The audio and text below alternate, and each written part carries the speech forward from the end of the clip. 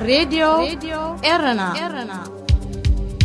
راديو إرنا كاب كتما باريس محلالف بإرتوران غازت إنياتا زدالو نتسا راديو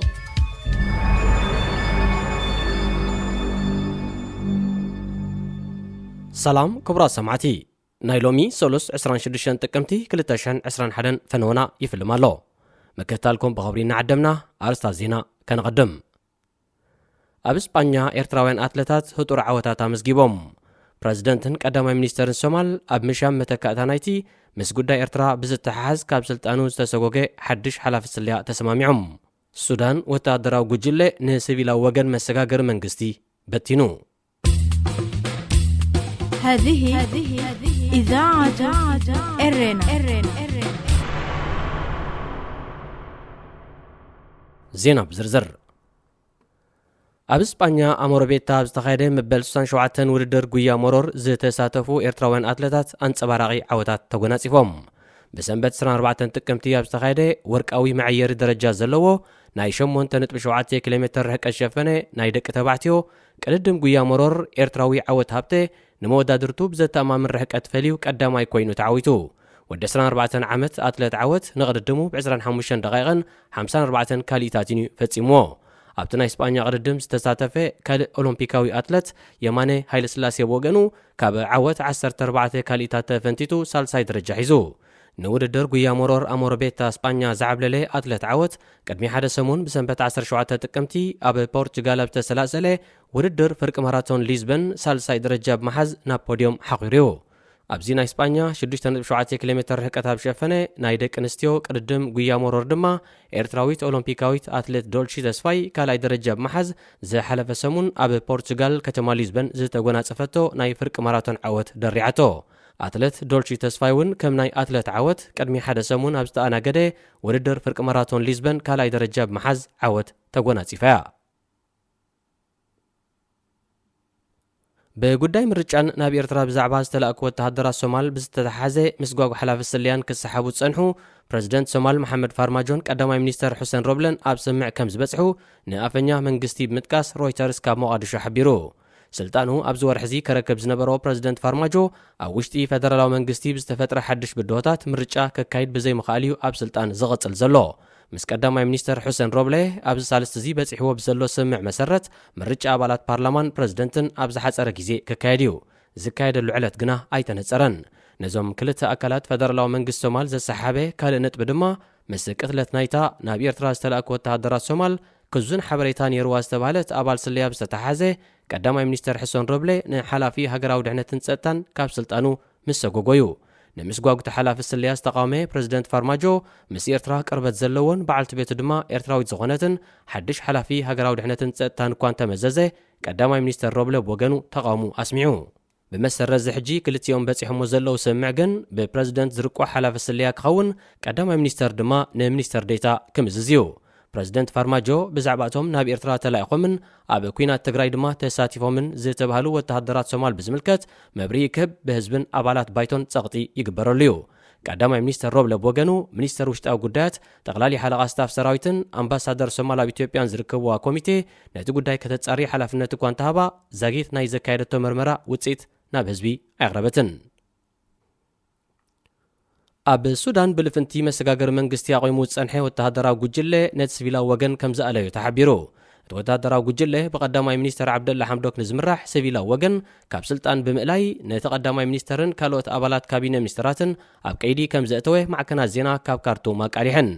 ብጀነራል ዓብደልፈታሕ አልቡርሃንን ብጀነራል ሓምዳን ዳጋሎን ዝምራሕ ወተሃደራዊ ጉጅለ ሱዳን ነቲ ሲቪላዊ ወገን መሰጋገር መንግስቲ ብምብታን ኣባላቱ ዝኣስር ዘሎ ስልጣኑ ከረክብ ሒደት ሰሙናት مسترفوي نسودان 30 ዓመታት ዝመርሐ ስርዓት በሽር በህዝባዊ ናዕቢ ካብ ስልጣን ምስተኣልየ በቲ ሓደ ወተሃደራውያን መኮንናት በተኸለ ድማ ወከልቲ ሲቪካውያን ማሕበራት ዝዓብለልዎ ሉዓላዊ ቤት ምኽሪ ሱዳን ከም መሰጋገር መንግስቲ ቆይሙ ነቲ መሰጋገር መንግስቲ ንምቋም ዝተበፅሐ ስምምዕ ሉዓላዊ ቤት ምኽሪ ሱዳን ቀዳሞት 18 ወርሕ ወተሃደራዊ ጉጅለ ክምራሕ ድሕሪኡ ድማ ስልጣኑ ነቲ ሲቪላዊ ወገን ከረከብ ዝብል እዩ እንተኾነ ዝመጽእ ወርሒ ሕዳር ስልጣን ካብ ወተሃደራዊ ጉጅለ ክርከብ ኣብ ትጽቢት ዝጸንሐ ሲቪላዊ ወገን መሰጋገር መንግስቲ ካብ 25 ጥቅምታት ሒዙ በቲ ወተሃደራዊ ወገን ተበቲኑሎ ኣብዚ ዝሓለፈ ሰሙን ንክልቲኦም ወገናት ዝድግፉ ኣሽሓት ሱዳናውያን ኣብ ካርቱም ሰላማዊ ሰልፍታት ከካይዱ ጸኒሖም እዮም። ወተሃደራዊ ጉጅለ ሱዳን ወሲድዎ ዘሎ ስጉምቲ ነታ ካብ ፖለቲካዊ ቁጠባውን ዲፕሎማስያውን ተነጽሎ ክትወጽእ ጀሚራ ዝነበረ ሱዳን ናብ ድሕሪት ዝመልስ ምዃኑ ተንተንቲ የረድኡ። መስርሕ ምስጋር ናብ ሲቪላዊ ዴሞክራሲያዊ መንግስቲ በቲ ወተሃደራዊ ጉጅለ እንተተዓናቒፉ ከቢድ ቁጠባውን ዲፕሎማስያውን ሳዕቤን ከም ዝህልዎ ኣሜሪካን ሃገራት ኤውሮጳን ኣቐዲመን ኣጠንቂቐን እየን። ኣብ ከቢድ ቅልውላዊ ትርከብ ሱዳን ወተሃደራዊ ጉጅለ ንሲቪላዊ ወገን ብምእላይ ዕልዋ ፈጺሙ ኣብ ስልጣን ክቕጽል እንተወሲኑ ነቲ ድሮ ብኩናት ድሕረት ጥሜትን ፖለቲካዊ ሸርሕታትን ተሓሚሱ ዘሎ ዞባ ቀርኒ ኣፍሪቃ ተወሳኺ ብዶ ክኾነ እዩ። ዞባ ቀርኒ ኣፍሪቃ ናብቲ ቅድሚ 30 ዓመታት ዝነበሮ ፖለቲካውን ወተሃደራውን ኩነታት ንድሕሪት ተመሊሱ ከም ዝርከብ እዮም ተንተንቲ ዝገልጹ። ከብራእ ሰማዕትና ዜና ተዛዚሙሎ ቀጺሉ ሰሙናዊ መደብ ስፖርት ክስዕብዩ ምሳና ጽንሑ።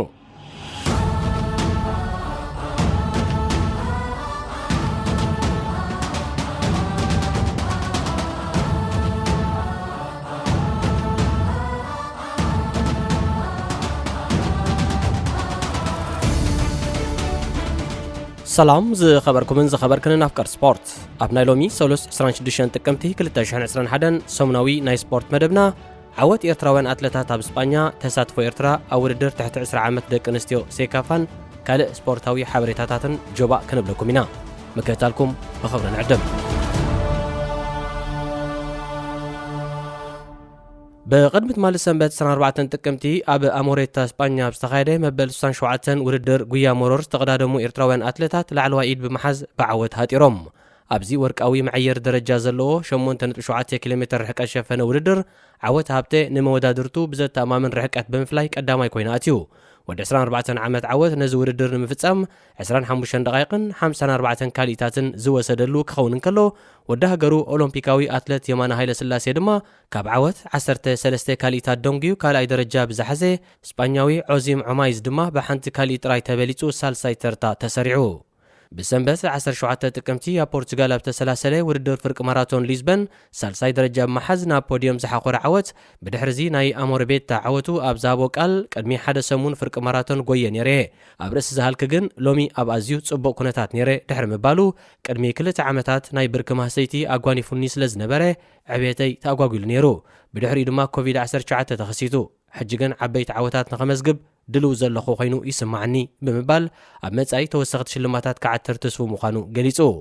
ቅድሚ ሓደ ሰሙን ልክዕ ከም ናይ ዓወት ኣብ ውድድር ፍርቂ ማራቶን ሊዝበን ካልኣይ ደረጃ ብምሓዝ ዓወት ተጎናጺፋ ዝነበረት ኦሎምፒካዊት ኣትሌት ዶልቺ ተስፋይ ብወገና ኣብዚ ናይ እስጳኛ 6.7 ኪሎ ሜትር ዝተጓዓዘ ውድድር ጉያ ሞሮር ከዓ ኣንጻር ብሩንዳዊት ፍራንቺኒ ኒሞኒኪዚ ሓያል ምትህላኽ ድሕሪ ምክያዳ ብሓንቲ ካሊእ ጥራይ ተቐዲማ ካልኣይ ተርታ ተሰሪዓ። ንውድድር ኣብ 22 ደቂቕን 39 ካሊታትን ዛዘመት ኒሞኒኪዚ ካብ ካልኣይ ኪሎ ሜትራት ሒዛ ካብ መወዳድርታ ተፈልያ ንበይና ክትጓዓዝ ድሕሪ ምውዓላ ቅዲ ድማ ክውዳእ 700 ሜትሮ ምስ ተረፎ ብድሕሪ ኣብ ዝመፀት ዶልቺ ተቐዲማ ነይራ። እዚ ይኹን እምበር ኣብ ናይ መወዳእታ ሒደት ሜትራት ዶልቺ ናብ ዓወት እናገስገሰት እንከላ ኒሞኒኪዚ ተሪፍዋ ንዝነበረ ተንፋስን ሓይልን ሓንቂኻ ናይ ዘለዋ ስለ ዝጎየት ነታ ጓል 22 ዓመት ኤርትራዊት ketዕወተላ ክኢላ።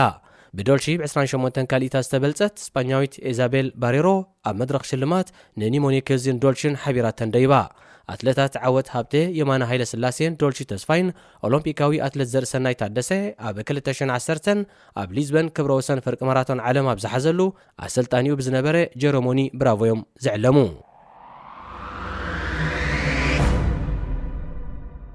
ሻምፒዮን ውድድር ኩዕሶ እግሪ ደቂ ኣንስትዮ ሴካፋ ትሕቲ 10 ዓመት ካብ ሓሙስ 28 ጥቅምቲ ክሳብ 9 ሕዳር ኣብ ንጀሩ ኡጋንዳ ክካየድ እዩ። ኣብዚ ውድድር ሃገራት ኤርትራ፣ ኡጋንዳ፣ ኢትዮጵያ፣ ታንዛንያ፣ ጅቡትን ቡሩንድን ክሳተፋ ምዃነን ድሮ ተፈሊጡሎ። ፈጻሚ ዳይሬክተር ሴካፋ ኣውካ ጌቻዎ ከም ዝገለጾ እቲ ውድድር ብመልክዕ ዙር ዝካየድ ኮይኑ ኩለን ተሳተፍቲ ሃገራት ሓድሕድ ስለ ዝራኸባ ነፍሲ ወከፍ ጋንታ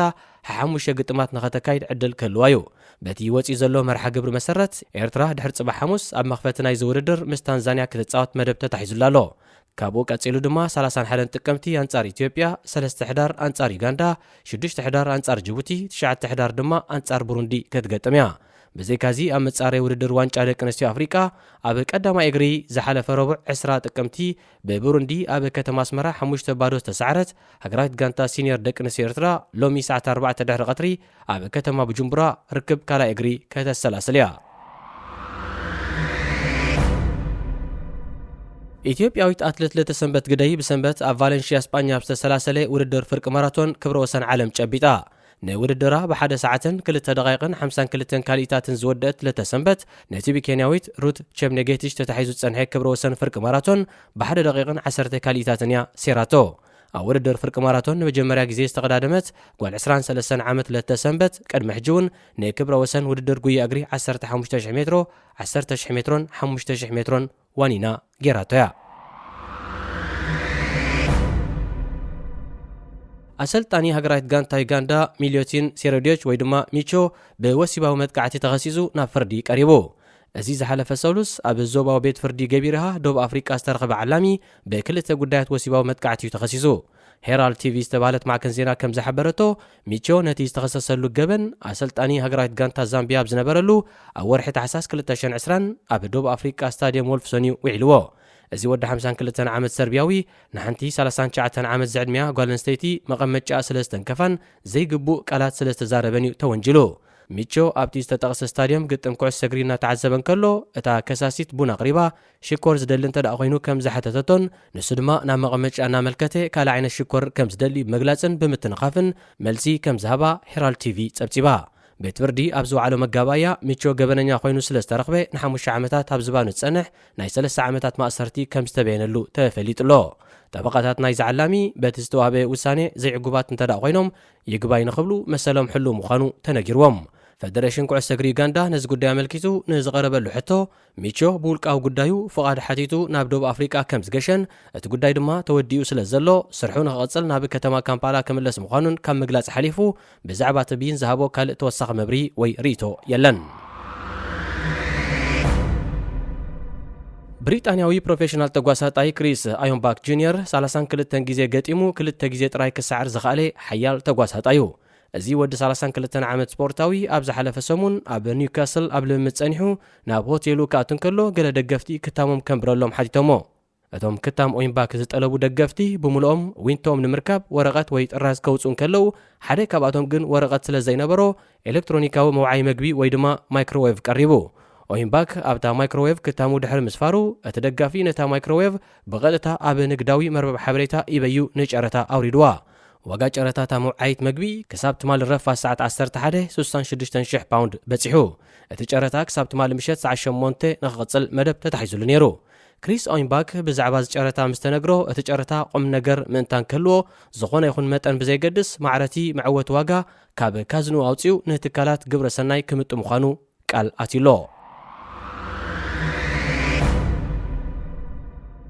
ኣብ ዝሓለፈ ሰሙን ዝተፈላለዩ ተጻወቲ ሃገራዊ ግጥማት ንምክያድ ምስ ሃገራውያን ጋንታኦም ተጠርኒፎምሉ ኣብ ዝነበረ እዋን ሓደ ብፖሊስ ስሙ ዘይተገልጸ ተጻዋታይ ፕሪምየር ሊግ ንብረቱ ገዘሞ ብዝዓጠቆ ሰርቕቲ ከም ተዘምተ ተፈሊጡ እቶም ሰረቕቲ ናብቲ 1.5 ሚልዮን ፓውንድ ዘውፅእ መንበሪ ቤት ተጻዋታይ ብመስትያት ንዝተሰርሐ ማዕጾ ሓምሽሾም ከኣቱን ከለው እቲ ብዘይተገልጸ ምኽንያት ካብ ግጥም ሃገሩ ዝበኾረ ግዳይ ኣብ ቤቱ ኮይኑ ንጋንትኡ ብቴሌቭዥን ይከታተሎም ከም ዝነበረን በዓልቲ ቤቱ ድማ ሰብነታት ሕጸብ ከም ዝነበረትን ፖሊስ ሓቢሩ التساوتاي أنصارتهم سرقتي كقالس فتينو كان تنبره بقصري سلزعب للوجن سرحهم كساب زسالتو مس بعلت بيتو بحبار كم ز أسروم أتي استرخ بحبريتا وسيغو يملكت أتهم التساوتاي بمغنيات قطم أما قشاي زهلو زبل حساب حزم ناب زمتا استوافرو كترتي كابتبيت استفلالي مجاز سلماتاتن إلكترونيكاوي نبرتاتن زميتهم كم التصورو بوليس دما مهدانهم توافيرو كم زلو كاب إنجليز زواتو تسابسابات يحبرو أبز حلفة قرب أوان حلاو لدات إيفرتون روبين أولسن تساوتاي توتنهام ديل علن كالوتنون بتمساسالي قداس زمتا كوينوم كم زنبرو ناي قربا تذكرويو بقدمة مال السنبت أب ستاديوم فيلودروم استخاده لكلاسيك بزبل سم زفلت قدم ليغ حده فرنساين كلبات ماخسين باريس سان جيرمان كاب نبر وصاي أب تحت وترن عقرقرن تسلاسيلو أتي بزيشتو بادو ببادو استفت مصوتا دغفتي بزفترو عقرقر بتدغاغامي كقوارص ترايو أتكعي باريس سان جيرمان نيمار أب نفس وكف ناي مأزن قلع كعسو كهرم ناوسن ميدا أب زمصلو دغفت مارسين مهرامو استفلاليو غوز نغراتن بلاستيك مستي ماين كدربيلو ترايوم بسنكو دما صوتا نغزيو دويلو بدعزي بوليس نتي برازيلاوي نمكلاخل نعبي بزتقملو بلاستيكاوي غاشا كاب متقعتي غاريدومن كليلومن صوتو كم زقصل غيرمو ተጻዋታይ ማርሴይ ዲሜትሪ ፓያትን ፕሬዚደንት ታጋንታ ዣክ አንሪ ኣይራድን ደገፍቲ ስፖርታዊ ጭውነት ካብ ዝጎደሎ ተግባሮም ክቆጠቡ እኳ እንተለመኑ ሰማዕ ግን ኣይረኸቡን። ብተወሳኺ ድሕሪ ዕረፍቲ ሊዮኔል መሲ ብመልሰ መጥቃዕቲ ናብ ልዳት ክለብ ማርሴይ ኣብ ዘምርሓሉ ዝነበረ እዋን ሓደ ደጋፊ ማርሴይ ንማእከል ሜዳ ወሪሩ ደድሕሪ መሲ ብምጉያይ ንፀወታ ኣተዓናቂፉ። ዳኛ ነዚ ምስ ረኣየ ፊስካ ነፊሑ ነቲ ግጥም ደው ዘበሎ ክኸውን ከሎ እቲ ደጋፊ ንሜሲ ሓቂፉ መዘከርታ ስእሊ ንምትራፍ ተንቀሳቐስ ቴሌፎኑ ከውፅእ ጅቡእ ሃሰሳብ ዝበለሉ ብቕፅበት በስታት ሓደ ደርዘን ዝኾኑ ኣኽበርቲ ፀጥታ ኣብ ትሕቲ ቁፅር የእትዮም ካብ ሜዳ ከም ዝወፅእ ገይሮሞ። ብዘይካዚ ክለብ ሴንት ኤቲየን ምስ ክለብ አንዤ ንምግጣም ብዓርቢ 22 ጥቅምቲ ኣብ ማእከል ሜዳ ሰብነታ ኣብ ተዋዓየሉ ዝነበረት እዋን በህልው ብቕዓትን ኣቃውማን ታጋንታ ዘይተሓጎሱ ደገፍታ ኣሰልጣኒ ክላውድ ፖል ካብ መዝነቱ ክባረር ብምጥላብ ብርክት ዝበለ ርችት ናብ ማእከል ሜዳ ሰንዲዮም ነቲ ሜዳ ዓውደ ኩናት ኣምሲሎሞ። በቲ ኣብ ማእከል ሜዳ ዝተፈጥረ ሓውን ትክን ገለ ክፋል ሳዕሪ ስታድዮም ጆፍሪ ጌቻርድ ዝሓረረ ክኸውን ከሎ ሰኪዐት ናይ ሓደ ካብ ትልዳት ድማ ተበሲዑ። እዚ ዓመት እዚ ስፖርት ካብ ጅምር ዝኾነ ይኹን ዓወት ተሓሪምዋ ዘሎ ማርሴይ ኣብዚ ብሰርቲ ኣብ ትዕለቲ ዝተፈጥረ እውከት ብሓደ ሰዓት ዶንጊ ጀመረ ፀወታ እውን 2-2 ስለ ዝተፈላለየት ጣዕሚ ዓወት ከተስተማቐር ኣይተዓደለትን።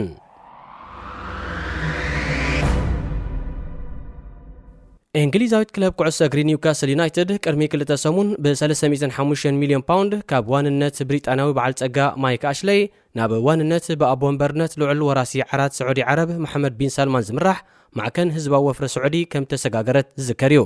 ብብቂ ማይክ ኣሽለይ ተማሪሮም ዝነበሩ ደገፍቲ ኒውካስል ዩናይትድ ጋንቶም ብሓንሳብ ናይ ዓለም ዝሃብተመት ክለብ ብምዃና ሓጎሶም መቆፃፀሪ ኣይነበሮን። ከም መርኣያ ናይዚ ድማ ኣብቲ ታጋንታ ኢድ ወናኒኣ ድሕሪ ምልዋጣ ኣንጻር ቶተንሃም ዝገበረቶ ፈላሚ ፀወታ ብዙሓት ደገፍቲ ንሓደስቲ ወነንታ ንምስጋንን ደስተኦም ንምግላፅን ቀሚሽን ዕማማትን ዓረብ ለቢሶም እዮም ኣብ ሜዳ ተረኺቦም። እዚ ይኹን እምበር ዝተግባር እዚ በታ ጋንታ ኣብ መጀመርያ ተቐባልነት ስለ ዘይረኸበ እታ ክለብ ቅድሚ ሓደ ሰሙን ኣብ ዘውፃቶ መግለፂ ወነንታ በተግባር ዝስምዖም ዝኾነ ይኹን ኣለታዊ ነገር እኳ እንተዘየለ ከም ባህላዊ መቕፃዕቲ ኣንጻር ካልኦት ክርአ ስለ ዝኽእል ግን ደገፍታ ነቲ ጀለብያን ዕማመትን ኣብ ዕለታዊ ህይወቶም ዘየዘውትርዎ እንተደኣ ኮይኖም ናብ ሜዳ ተኸዲኖሞ ካብ ምምፃእ ክቁጠቡ ተማሕፂና ነይራ። ይኹን እምበር እታ ክለብ ብቐዳም 23 ጥቅምቲ ኣብ ዘውፃቶ ካልእ ሓድሽ መግለፂ ነቲ ኣቐዲማ ወሲዳቶ ዝነበረት መርገፂ ብምስራዝ ደገፍቲ ቀምሽ ዓረብን ዕማመትን ለቢሶም ናብ ስታድዮም ንኽመፁ ዝኾነ ይኹን ሽግር ከም ዘይብሉን ከም ዘይትቃወሙን ኣፍሊጣ። እታ ክለብ ብተወሳኺ ወነንታ ብደገፍቲ ዝተገብረሎም ፍሕሽዋ ኣቀባብላ ከም ዝተሓጎሱ ብምግላፅ እቲ ልብሲ ከም ኣካል ናይቲ ሰናይ ኣቀባብላ ከም ዝርእይዎ ሓቢራ። ኣብ ግጥም ኤል ክላሲኮ ላ ሊጋ እስፓኛ ክለብ ባርሰሎና ብሰንበት ኣብ ሜዳ ኣብ ቅድሚ 86,000 ደገፍታን ብቐንዲ ተፃያ ሪያል ማድሪድ 2-1 ድሕሪ ምስዓራ ደገፍታ ንንሃር ሕርቃኖም ኣብ ልዕሊ ኣሰልጣኒታ ክለብ ኔዘርላንዳዊ ሮናልድ ኮይማን ክዕግስዎ ፈቲኖም። ፀወታ ምስ ተፈጸመ ገለ ደገፍቲ ባርሰሎና ብመኪና ናብ ቤቱ የቐንዕ ንዝነበረ ኮይማን መንገዲ ዓጊቶም ንመኪኑ ብእዳዎም ክድግድግዋን ከለው ገለ ከዓ እናፀረፍዎን ከለው ኣብ ዓይኒ ካሜራ ኣትዮም። ነዚ ኩነታት ዘርኢ ቪድዮ ኣብ ማሕበራዊ ሚድያ ድሕሪ ምዝርግሑ ሓያለ ደገፍቲ ባርሳ ነቲ ዘይስፖርታዊ ተግባር ክኹንንዎ ተሰሚዖም። ክለብ ባርሰሎና ብወገና ኣብ ዘውፃቶ መግለፂ ነቲ ጎነፃውን ንዑቕን ዝበለቶ ዘይስነ ምግባራዊ ተግባር በትሪ ኣብ ርእሲ ምኹናና ኣብ መጻኢ ከም ዝኣመሰለ ተግባር ምእንታን ከይድገም ዲሲፕሊናውን ፀጥታውን ስጉምታት ክትወስድ ምዃና ኣፍሊጣ። ኣብ ላሊጋን ዓለምን ጉንን ስም ዘለዋ ባርሳ ኣብ ትሕቲ ኣሰልጣኒ ኮይማን ካብ እትኣቱን ንሜሲ ካብ እትስእንን ብቕዓታ ንቑልቁል ተነቒቱ ተራ ጋንታ ተቐይራ ብምህላዋ ደገፍታ ዓላሚኦም ካብ ስርሑ ክስጎግ ብተደጋጋሚ ክጠልቡ ጸኒሖም እዮም። ኣብዚ ዓመተ ውድድር 9 ፀወታታት ኣካይዳ ዘላ ባርሳ ኣብዚ እዋን ኣብ ሰሌዳ ደረጃታት ላሊጋ ኣብ መበል ታሻዓይ ተርታ ተሰሪዓ ትርከብ። ተጻዋታይ ስፓኛዊት ክለብ ሪያል ኦቬዶ ዝነበረ ሳንቲያጎ ኦቴሮ ኣብ ጋብላ መሕፀቢ ሰብነት ዓሪፉ ተረኺቡ። ብመሰረት ፖሊስ ዝሃቦ ኣፈናዊ እማሜ ኦቴሮ ክመውት ዝኽኣለ ሰብነቱ እናተሓፅበን ከሎ ኣብ መንጎ ንባትሪ ተንቀሳቐስ ቴሌፎን ኤሌክትሪክ ንምምላእ ኣብ ዝፈተነሉ እታ ምስ ኤሌክትሪክ ተኣሳሲራ ዝነበረት ቴሌፎን ካብ ኢዱ ሞሊቓ ናብቲ ንሱ ዝሕፀበሉ ዝነበረ ማይ ዝመልአ ጋብላ ብምእታው ኤሌክትሮኒካዊ ነውፂ ስለ ዝፈጠረትሉ እዩ። ጠንቂ ናይቲ ሓደጋ ሙሉእ ብሙሉእ ብንጹር ንምፍላጥ ፖሊስ ድሮ መርመራ ጀሚሩሎ። እዚ ወዲ 38 ዓመት ስፖርታዊ እቲ ሓደጋ ክጋጥም ከሎ በዓልቲ ቤቱ ኣብ ስራሕ ከም ዝነበረትን ናይ ለይቲ እብራኣ ወዲኣ ናብ ቤታ ምስ ተመልሰት ግን ተንፋስ ኦቴሮ ሓሊፉ ከም ፀንሓን ተሓቢሩ። ኣፍ ልቢ ኦቴሮ ነዲዱ ብምጽንሑ እታ ቴሌፎን ምስ ወደቐት ኣብ ኣፍ ልቡ ዓሊባ ክትከውን ከም እትኽእል ይግመት። ኣቦ ክልተ ውልዳት ዝኾነ ካታና ብዝብል ቅጽል ስም ዝፍለጥ ዝነበረ ኦቴሮ ኣብ ናይ ኩዕሶ እግሪ ዘመኑ ኣብ መስመር ምክልኻል እዩ ዝፃወት ነይሩ። ኣብ ኣፍጋኒስታን ስልጣን ተቆጻጺሩ ዝርከብ ጣሊባን ንሓንቲ ስፖርታዊት ቀቲሉ ተባሂሉ መርበብ ሓበሬታ ያሆ ኒውስ ንፐርሺያን ኢንዲፔንደንስ ተባህለ ማዕከን ዜና ጠቂሱ ብመሰረት ዘመሓላለፎ ሓበሬታ እታ ብጣሊባን ክሳዳ ተሰይፉ ሂወታ ሰኣነት መንእሰይ ማሕጃቢን ሓኪሚ ዝተባለት ተጻዋቲት ጁኒየር ሃገራዊት ጋንታ ኩዕሶ እግሪ መርበብ ኣፍጋኒስታን እያ ነይራ። ጣሊባን ንስድራ ቤት እታ ግዳይ ስለ ዘፈራርሖም ብዛዕባ ሞታ ዝፈልጥ ሰብ ከም ዘይነበረ ነቲ ሓበሬታ ንፐርሺያን ኢንዲፔንደንስ ዘቐበለት ንድሕነታ ድማ ሱራያ ኣፍዛሊ ዝብል ስም ዝተዋህባ ኣሰልጣኒት ገሊጻ። ዝተቆርጸ ርእሲ ናይታ ብክለብ ደረጃ ንምሕዳር ከተማ ካቡል ወኪላ ትጻወት ዝነበረትን ኣብ ፈለማ ናይ ዝሒዝናያ ዘለና ወርሒ ጥቅምቲ ድማ ክሳዳ ዝተሰይፈትን ስፖርታዊት ዘርኢ ስእሊ ቅድሚ ገለ መዓልታት ኣብ ማሕበራዊ መራኸቢታት ካብን ናብን ክዘዋወር ድሕሪ ምቕናዩ ሞታ ንብዙሓት ቃልዕ ክኸውን ከም ዝኻለ ተፈሊጡ። ጣሊባን ኣብ ወርሒ ነሓሴ ንከተማ ካቡል ካብ ዝቆጻጸር ንድሓር ክልተ ካብ ኣባላት ሃገራዊት ጋንታ ኩዕሶ እግሪ መርበብ ኣፍጋኒስታን ጥራይ ካብ ሃገረን ካድማ ከም ዝኽኣላ ሱራያ ኣፍዛሊ ተረድእ። ንሳብ ተወሳኺ ጣሊባን ድሕሪ ናብ ካቡል ምምላሱ ኣብ ካልእ ሃገር ጌሸን ንዝፃወታን ከምኡን ኣብ መራኸብ ብዙሃን ቀሪበን ንዝነበራን ኣባላት ሃገራዊት ጋንታ ስፖርት መርበብቲ ሃገር ኣተኩሮ ገይሩ ይሃድን ከም ዘሎ ኣገንዚባ። ኣብ ትሕቲ ጣሊባን ኩሉ ስፖርታዊ ፖለቲካውን ማሕበራውን ንጥፈታት ደቂ ኣንስትዮ ኣፍጋኒስታን ደው ከም ዝበለ ይንገር። ሎምን ጽባሕን ምሸት ግጥማት ዋንጫ ካራባኦ ከሳለጥ እዩ። ኣብዚ ናይ ሎም ምሸት ጸወታታት ካብ ሰዓት 9:45 ጀሚረን ኣርሰናል ምስ ሊድስ ዩናይትድ፣ ቸልሲ ምስ ሳውዝሃምፕተን፣ ኩዊንስ ፓርክ ሬንጀርስ ምስ ሰንደርላንድ ክፋጠጠን። ጽባሕ ኣብ ተመሳሳሊ ሰዓት ድማ በርንሌይ ኣንጻር ቶተናም፣ ሌስተር ሲቲ ኣንጻር ብራይተን፣ ፕሬስተን ኖርዝ ኢንድ ኣንጻር ሊቨርፑል፣ ስቶክ ሲቲ ኣንጻር ብሬትፎርድ፣ ዌስትሃም ድማ ኣንጻር ማንቸስተር ሲቲ ክፈታተነን። ዝኸበርኩም ኣፍቀር ስፖርት ንሎሚ ዘሰናዳእናዮ ሰሙናዊ መደብ ስፖርት ተዛዚሙሎ ኣብ ዝቐጽል ሰሉስ ብኻልእ ዝተፈላለየ ትሕዝቶታት ክሳብ ንምለሰኩም ንኹልና በቢ ዘለናዮ ሰላምን ጥዕናን ንምነ